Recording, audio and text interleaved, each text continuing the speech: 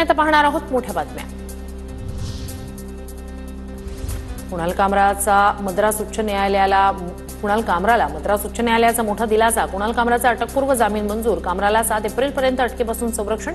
शिंदेंच्या शिवसेनेच्या कार्यकर्त्यांपासून धोका असल्याचा कामराचा कोर्टात दावा।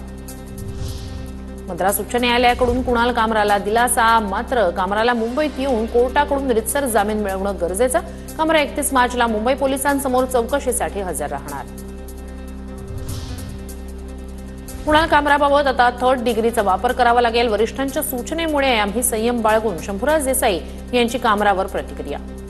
जी 3rd डिग्री असती पोलिसांची, त्या 3rd डिग्रीचा वापर त्या कुणाल कामरा बाबतीत करावा लागेल। आणि मग पोलिसांची टायरातली जी भूमिका असती, तुम्हाला सगळ्यांना माहिती आहे, त्या टायरातला प्रसाद त्याला एकदा द्या, हे आता सांगावं लागेल पोलिसांना। मंत्री 3rd डिग्री देण्याच्या गोष्टी करतायत म्हणजे महाराष्ट्रात तालिबानी राज्य। कामराला तालिबानींप्रमाणे शिक्षा देणार असाल तर गद्दारांनाही तशीच शिक्षा देणार का? गद्दारांना 100 फटके आणि फाशीची शिक्षा दिली जाते। खासदार संजय राऊत यांचं वक्तव्य।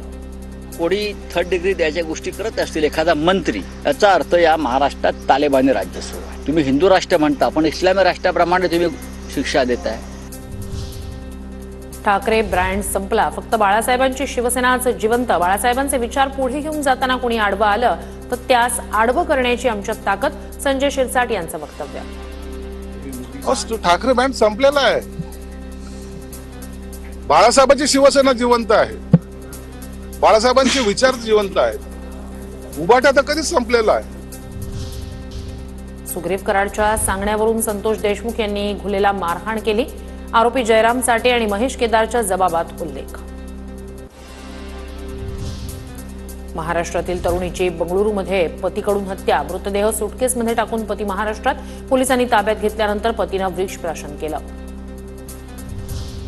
ससूनमधील उपचारानंतर राकेश खेडेकरचा ताबा बंगळुरू पोलिसांकडे। पुढील कायदेशीर कारवाईसाठी बंगळुरू पोलिसांनी घेतलं ताब्यात। हत्येनंतर पत्नीचा मृतदेह सुटकेसमध्ये टाकल्याची घटना।